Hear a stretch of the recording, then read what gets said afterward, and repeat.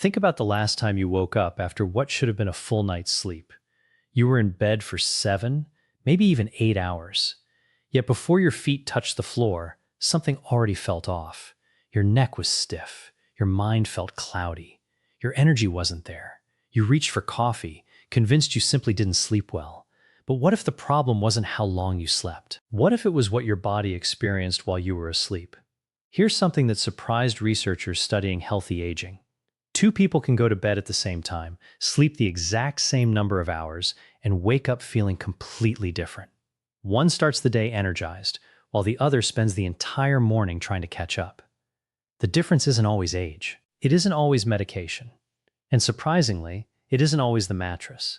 Sometimes, it's the silent habits repeated every single night without a second thought. The truth is, your body doesn't treat sleep as downtime. It treats it as the busiest repair shift of the entire day. While you're dreaming, your heart changes its workload. Your breathing settles into a different rhythm. Hormones responsible for healing and recovery become more active. Your brain begins clearing away waste that naturally builds up while you're awake. Even your blood vessels respond differently than they do during the day. Everything is working toward one goal, preparing you to wake up stronger than you were the night before. But after the age of 60, that overnight repair process becomes less forgiving. Your blood vessels gradually lose some of their flexibility.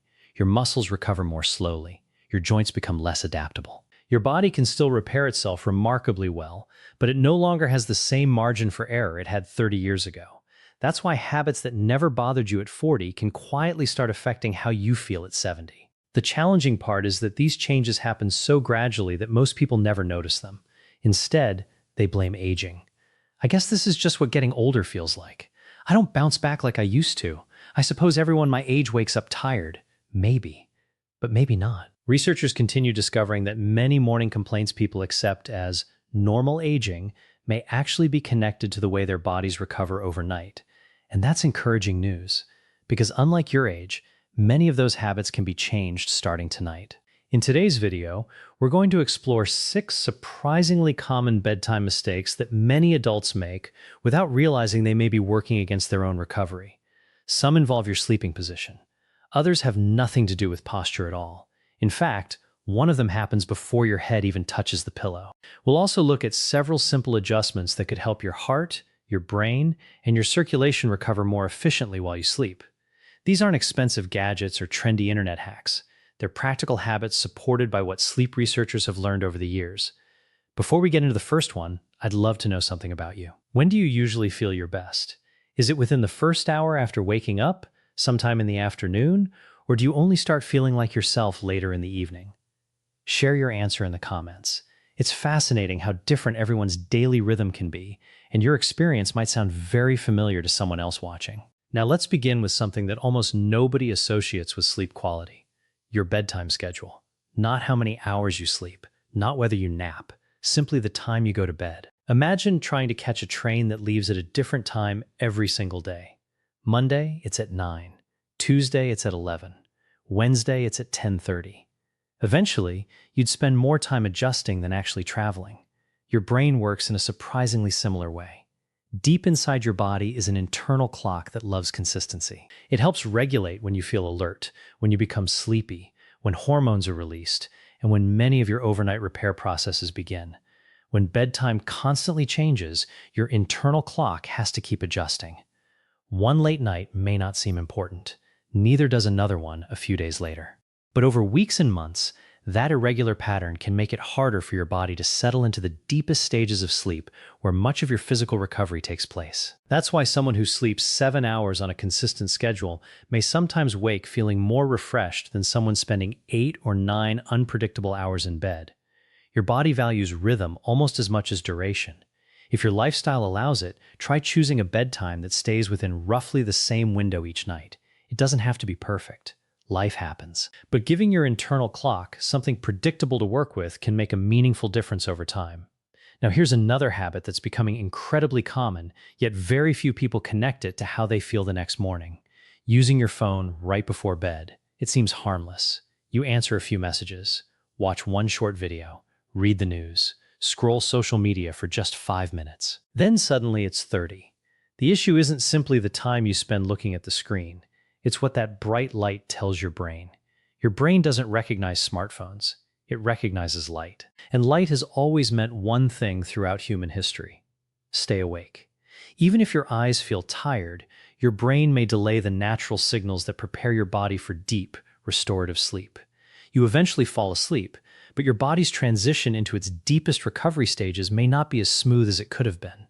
Many people say, "I fall asleep just fine after using my phone." And they probably do. Falling asleep quickly and sleeping deeply are two completely different things. One doesn't always guarantee the other. A simple experiment is worth trying.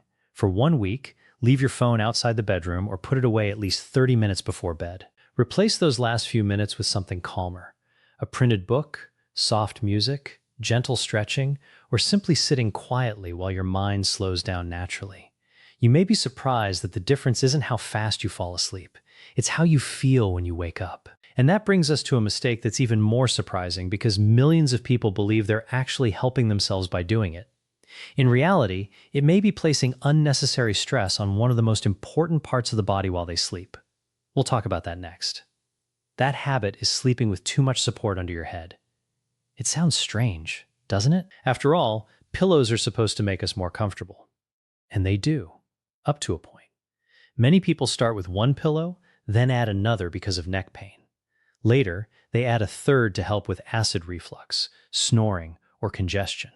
Eventually, the pillow stack becomes part of the nightly routine, and they stop questioning whether it's actually helping. The problem isn't the pillows themselves, it's the position they create. Imagine holding your head tilted forward while sitting in a chair. You probably wouldn't stay that way for very long because your neck would begin to feel tired. Yet many people unknowingly sleep in a similar posture for 7 or 8 hours every night. Your neck is much more than a bridge between your head and shoulders. It's home to muscles, nerves, and major blood vessels that work continuously while you sleep. When your head is pushed too far forward, those muscles never get the opportunity to completely relax. That's one reason some people wake up with tension across the shoulders, stiffness at the base of the skull, or a feeling that their neck needs to loosen up before the day can really begin. What's interesting is that many people blame the mattress. They buy a new one, then another pillow, then a different pillow. When in reality, the issue may simply be that the head isn't resting in a natural position. Instead of asking whether your pillow feels soft or firm, ask a different question. Does it keep your head comfortably aligned with the rest of your spine? Sometimes less support creates better support. Now let's move from your neck to something that affects your entire body before you even close your eyes: eating late. For many families, dinner is the most relaxing part of the day. Everyone is finally home. The television is on. Maybe there's dessert afterward. Maybe a small snack while watching your favorite show. There's nothing wrong with enjoying your evening. The challenge begins when your digestive system is still working hard after you've gone to bed. Think about what digestion actually requires. Your stomach, intestines, liver, pancreas, and several other organs immediately become busy processing everything you've eaten. Your body directs energy toward that work because it has to. At the very same time, your brain is trying to enter its nightly recovery cycle. Now, two important systems are asking for attention simultaneously. For younger adults, that's usually manageable. But after 60, many people notice that heavy evening meals leave them feeling restless, warmer during the night, or unusually sluggish the next morning. Sometimes they don't realize the connection because the effects aren't dramatic. They're subtle. You wake up feeling as though your sleep wasn't quite as refreshing as it should have been.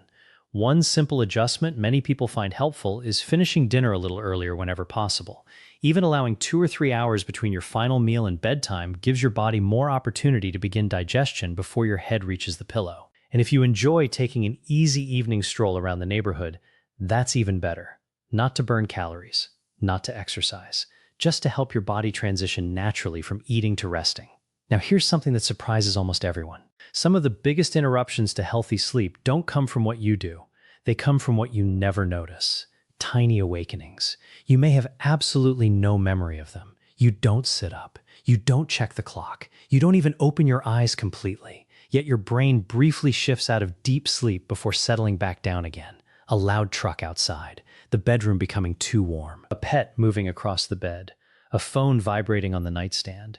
Even frequent bathroom trips. One interruption doesn't matter very much. 10 or 20 every night begin telling a different story.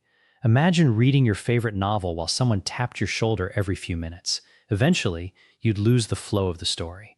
Sleep works in a surprisingly similar way. Your body needs long, uninterrupted stretches of deep sleep to perform much of its overnight repair work. When those stretches keep getting broken apart, you may still spend 8 hours in bed without receiving 8 hours of quality recovery. That's why creating a peaceful sleep environment isn't a luxury. It's part of healthy aging. A cooler room, comfortable bedding, minimal noise, no unnecessary notifications, small changes, but repeated every single night. If you're still watching, here's a question I'd really like you to think about. What's one bedtime habit you've never changed in the last 10 years? Not because it's good or bad, simply because it's become automatic. Share that habit in the comments. Sometimes the routines we question the least are the ones worth looking at most closely. Now we've talked about what happens before sleep. Let's finally talk about what happens after you fall asleep.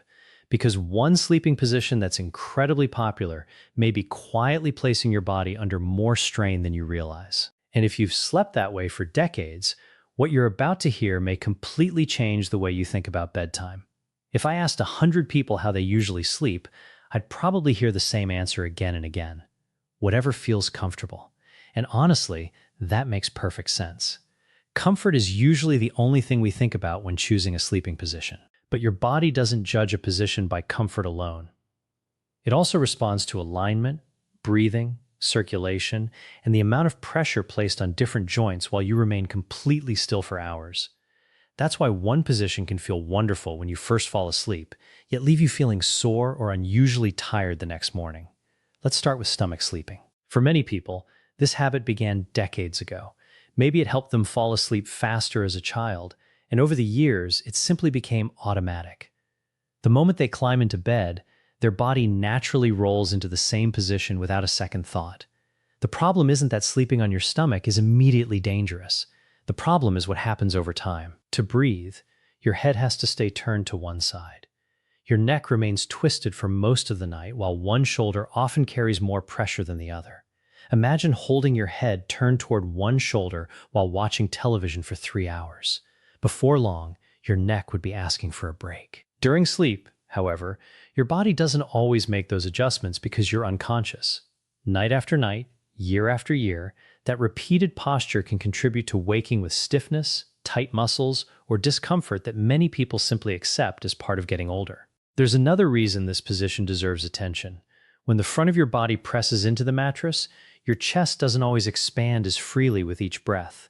The difference may be small, but your body repeats that breathing pattern thousands of times before morning.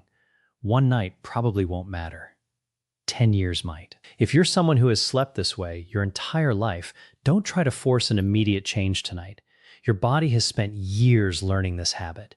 Instead, begin by falling asleep on your side with a body pillow supporting you. Even if you naturally roll later in the night, you've already given your body several hours in a more balanced position. Now let's look at another favorite sleeping posture, the tightly curled fetal position. People often describe it as cozy, safe, comforting, especially during colder weather. There's absolutely nothing wrong with wanting to feel comfortable before sleep, but sometimes we curl much tighter than our bodies actually need. When your knees are pulled close to your chest and your shoulders round forward, several areas of your body stay flexed throughout the night. Your hips remain bent. Your lower back stays curved. Your neck often follows the same pattern. It's a little like sitting in the same chair all afternoon without ever standing up. Eventually, your body wants to stretch. That's why some people wake feeling unusually stiff until they've walked around the house for a while. The goal isn't to eliminate the fetal position completely. It's simply to soften it. Allow your legs to relax slightly farther apart. Place a pillow between your knees if it feels comfortable. Give your shoulders enough room to settle instead of pulling them tightly inward. Small adjustments are usually much easier to maintain than dramatic ones. Now let's answer one of the biggest questions people ask after learning all of this. So, what is the best sleeping position? The truth is, there isn't one perfect position for every person. But there is one that continues to receive attention from sleep researchers: sleeping on your left side. This recommendation isn't based on trends or internet opinions. It's based on how your body is naturally arranged. Your heart isn't centered perfectly in your chest. Several major blood vessels, along with parts of your digestive system, are positioned differently on the left and right sides of your body. Because of that, gravity doesn't affect both sides exactly the same way. For many older adults, resting on the left side may create conditions that feel more natural for circulation and breathing throughout the night. But perhaps the most fascinating reason has nothing to do with your heart. It has to do with your brain. Years ago, scientists discovered that your brain performs an extraordinary cleanup process while you sleep. Think about everything your brain accomplishes during the day. Every conversation, every memory, every decision, every movement. All of that activity creates tiny waste products that need to be removed. During deep sleep, a specialized system helps wash away much of that buildup, almost like a housekeeping crew arriving after everyone has gone home. Researchers are still studying this process, but one finding continues to stand out. Sleeping on your side appears to support this natural overnight cleaning more effectively than some other positions. That's exciting because healthy sleep isn't only about tomorrow morning. It's also about giving your brain the opportunity to protect itself over the years ahead. Now, I know what some of you are thinking. I've never been able to sleep on my side. That's perfectly okay. There is another option that may work surprisingly well for people dealing with shoulder pain, arthritis, or decades of back sleeping habits. And when you combine it with a few simple changes inside your bedroom, it can completely transform the way your body recovers overnight. We'll finish with that next. If sleeping on your left side feels impossible, don't worry. Good sleep isn't about forcing your body into a position that causes pain. The best sleeping position is always one that supports your body without creating new discomfort. For many older adults, sleeping on the back with the upper body gently elevated can be an excellent alternative. Notice I said your upper body, not just your head. That's an important difference. Many people try to solve nighttime discomfort by stacking extra pillows under their head. Unfortunately, that often bends the neck into an awkward angle. Instead of helping, it can leave you waking up with tight shoulders or an aching neck. A gentle incline that supports your shoulders, upper back, and head together allows your spine to stay in a more natural position. If you also place a small pillow beneath your knees, your lower back often relaxes as well, creating a posture that many people find surprisingly comfortable for the entire night. But even the best sleeping position can't make up for a bedroom that's working against you. Think of your bedroom as your body's recovery room. Every night, your heart is slowing down from the demands of the day.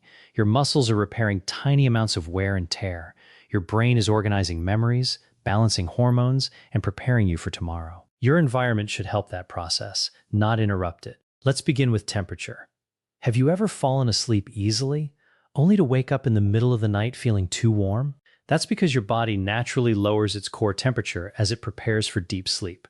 When your bedroom is overly warm, your body has to work harder to cool itself, and that effort can quietly interfere with the quality of your rest. Many sleep specialists recommend keeping the room comfortably cool rather than overly warm. Sometimes a simple adjustment to the thermostat can make a noticeable difference. Now think about light. Even a small amount of bright light can send mixed signals to your brain. That's why it's worth creating a bedtime routine that gradually tells your body the day is ending. Dim the lights. Turn off the television a little earlier. Put your phone somewhere you won't be tempted to pick it up just one more time. Those simple habits create a clear message for your brain. It's time to rest. Then there's something we often overlook because we become so used to it. Noise. Not every sound wakes you up completely. Sometimes your brain briefly reacts without you remembering it the next morning. A passing motorcycle. A barking dog. Traffic outside. A phone buzzing across the room.